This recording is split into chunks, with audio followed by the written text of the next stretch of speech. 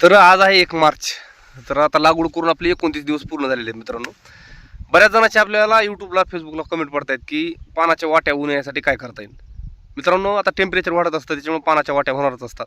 त्यामुळे आपल्याला पानाच्या वाट्या म्हणजे जास्त प्रमाणात न होऊ नये यासाठी आपल्याला काळजी घ्यायची असते. जे की तुम्हाला पाठीमागच्या 2 व्हिडिओमध्ये मी सांगितलेलं आहे की वेळचं व्यवस्थापन कसं करायचं होतं, किंवा आपण जे काय फवारण्याचं नियोजन करतोय, पाण्याचं व्यवस्थापन करतोय, डबल ड्रिपचं नियोजन केलेलं आहे किंवा जे भेसळ डोसचं नियोजन केलेलं आहे, याच्यावरच सर्व गोष्टी अवलंबून असतात. कारण जेवढी झाडामध्ये ताकद जास्त राहील तेवढं ते जमिनीतनं अन्न पुरवठा आणि पाणी अधिग्रहण जमिनीचं चांगल्या पद्धतीने करत असतं. पानाच्या वाट्या होण्याच्या मागचं कारण, हे जे पानाच्या वाट्या होत असतात ना, पानाच्या वाट्या होण्यामागचं जे कारण आहे, कारण जास्त टेम्परेचर वाढल्यानं काय होतं, बाष्पीभवनाच्या माध्यमातून पानातनं पाणी उडत असतं, त्यामुळे पानाच्या वाट्या व्हायला चालू होतात. जेणेकरून आपण जर त्याला पाण्याचं मॅनेजमेंट व्यवस्थित केलं असेल आणि झाड जर पाणी व्यवस्थित जमिनीमधनं घेत असेल तर पानाद्वारे बाष्पीभवन होऊन ते पान पण व्यवस्थित राहतं आणि पिकावर कुठलाच विपरीत परिणाम होत नाही. पानातनं बाष्पीभवन मित्रांनो व्हायला पाहिजे, तरच आपला वाट्या कमी प्रमाणात होतात. कारण जर जमिनीमधनं अन्न पुरवठा पाणी पुरवठा कमी आहे आणि पानाद्वारे बाष्पीभवन जास्त प्रमाणात होते तर वाट्या जास्त प्रमाणात होतात. पण जमिनीमधनं अन्न पुरवठा आणि पाणी भरपूर प्रमाणात त्याला उपलब्ध होत आहे तर पानाच्या वाट्या थोड्याशा नॉर्मल होतात.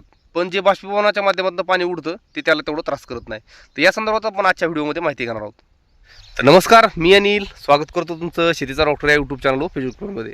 तर मित्रांनो, पानाच्या वाट्या हे जे प्रकार आहे हे विना मल्चिंग प्लॉट जे आहेत त्या प्लॉटमध्ये जास्त प्रमाणात होतात. कारण काय असतं, पाण्याचं जे अपटेक आहे किंवा जमिनीमध्ये जे मुळी व्यवस्थित चालायला पाहिजे, त्याला मायक्रोरायझा व्यवस्थित डेव्हलप व्हायला पाहिजे, ह्या गोष्टी विना मल्चिंग प्लॉटला उन्हाळ्यामध्ये व्यवस्थित डेव्हलप होत नाहीत.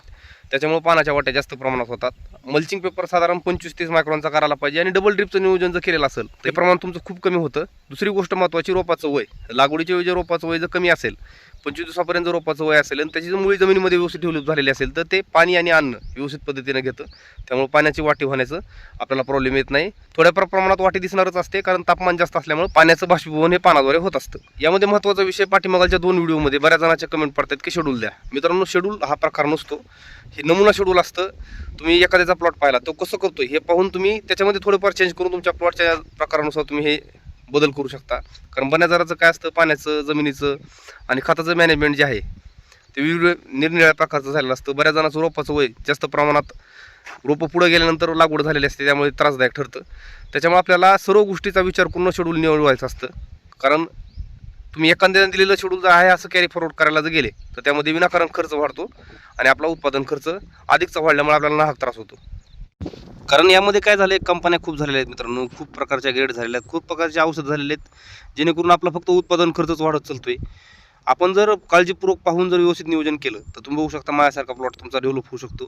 जेणेकरून अतिरिक्त न खर्च करता झाडाला व्यवस्थित सवय पण लागते, त्याला फर्टिगेशन जी काय फवारण्या वगैरे करतो त्याची व्यवस्थित काळजी झाल्यामुळं, त्याला वेळेत नियोजन झाल्यामुळं त्याची वाढ व्यवस्थित राहून त्याच्यावर अतिरिक्त परिणाम कुठलेही दिसत नाहीत. कारण बऱ्याच जणांचं काय होतंय, अतिरिक्त डोस देऊन पिकावर विपरीत परिणाम करतात आणि पिकाची वाढ दबते किंवा फुलकळी ड्रॉप होणे किंवा अनावश्यक वाढ होणे, 2 कांडीतलं अंतर वाढणे, ह्या गोष्टी होतात. त्यामुळे या गोष्टीची आपल्याला काळजी घ्यायची असते. तर 21 ते 30 दिवसाच्या नियोजनामध्ये आज 29वा दिवस आपला पूर्ण होत आहे. 21 ते 30 दिवसाच्या नियोजनामध्ये आपण जे काही नियोजन केलं आहे त्या संदर्भात सविस्तर माहिती आपण समोर घेणार आहोत. तर यामध्ये बऱ्याच जणांची मित्रांनो अडचण काय होते, खत व्यवस्थापन कसं करायचं. कारण उलटे पुलटे खत देण्यात येतात, त्याच्यामुळे कांडीतलं अंतर वाढणं किंवा वाढ दबणं हे प्रकार होतात. त्यामुळे खत व्यवस्थापनामध्ये आपल्याला काय करायचं आहे, जी काही स्पेशल ग्रेड टोमॅटो पिकासंदर्भात आलेले आहेत, निरनिराळ्या कंपन्याचे निरनिराळ्या ग्रेड आहेत, तुम्ही त्या वापरू शकता. आपण जटोल कंपनीची 271408 ही जी की स्टार्टिंग ग्रेड आहे, जी फुटवा, वाढ आणि फुलधारणा यासाठी काम करते, याचा वापर करत आहोत. प्रतिदिवस 1 किलो याप्रमाणे आपण ह्याचा डोस घेणार आहोत. तर 21 ते 24 दिवसाच्या दरम्यान आपण 4 किलो खत, प्रतिदिवस 1 किलो याप्रमाणे 4 किलो खत दिलेलं होतं. 21व्या दिवशी आपली फवारणी झालेली होती मित्रांनो. फवारणीमध्ये फ्ल्युमेंडामाइट, डेल्टामिथ्रिन, अँट्राकॉल असं आपण तिन्हीचं कॉम्बिनेशन घेतलेलं होतं. त्याचा डोस जो आहे तर फ्ल्युमेंडामाइट आपल्याला 1 ग्राम प्रति लिटर, डेल्टामिथ्रिन अर्धा मिली प्रति लिटर आणि अँट्राकॉल 2 ग्राम प्रति लिटर याप्रमाणे आपल्याला मिक्स करून फवारणी घ्यायची. यामुळे कसं होतं, आळी, थ्रिप्स, पांढरी माशी, तुडतुडे आणि जे काही करपा वगैरे, जे काही पिकावर थोडंसं तांबेरा वगैरे जो काही दिसतो ते घालवण्यासाठी काम करतं. अँट्राकॉल झिंक कोटेड असल्यामुळे पिकावर काळोखी पण मित्रांनो चांगली येते. जे काही स्पॉटेड वगैरे झालेलं असेल, म्हणजे मच्छर चावल्यामुळे जे काही पानावर डॉट डॉट पडतात ते डॉट भरून काढण्यात सुद्धा काम अँट्राकॉल करतं. त्याचे रिझल्ट आपल्याला सर्वोत्तम मिळतात.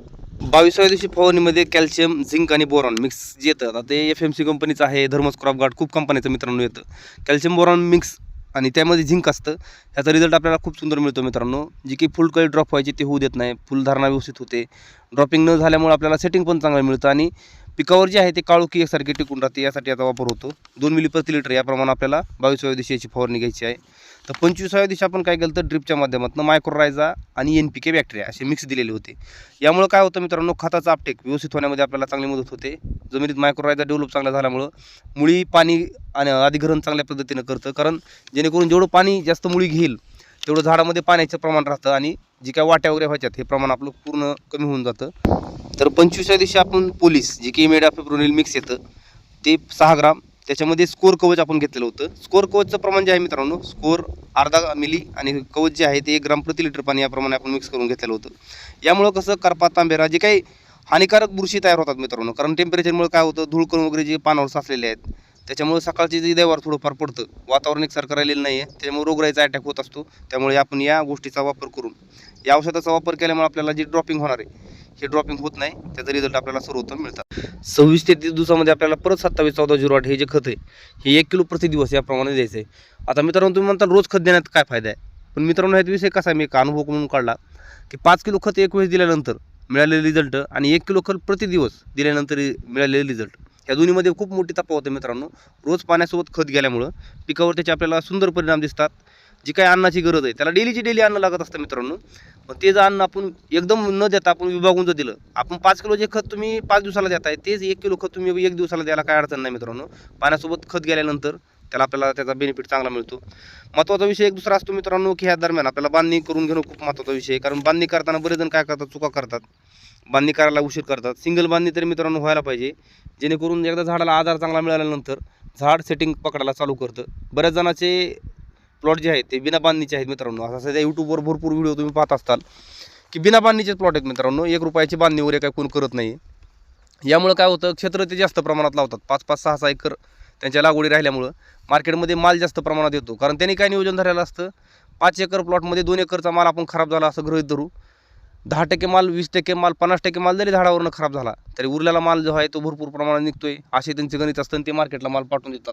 त्यामुळे रेट पडण्याची भीती जास्त प्रमाणात होते. असो ज्याचा त्याचा प्रश्न मित्रांनो, पण आपण आपलं प्लॉटचं मॅनेजमेंट करताना व्यवस्थित बांधणी करूनच आपण नियोजन करायला पाहिजे, जेणेकरून मालाची गुणवत्ता चांगली मिळते.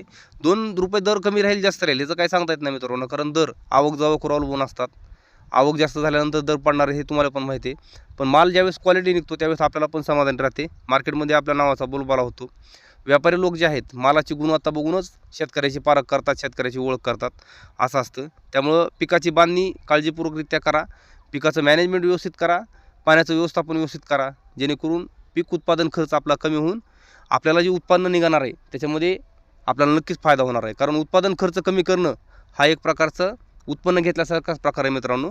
कारण दिवसेंदिवस काय होईल, खताच्या औषधाच्या किमती वाढल्यामुळं भाडीमार आपला खर्च होत आहे. मार्केटला माल जाईपर्यंत काय रेट लागेल याची आपल्याला शाश्वती नसते. त्यामुळं जेवढा खर्च कमी करताल तेवढाच आपला प्लॉट सक्सेस राहील आणि उत्तम राहील. आजचा व्हिडिओ आवडल्यास नक्की लाईक करा, तुमच्या शेतकरी मित्रांना शेअर करा.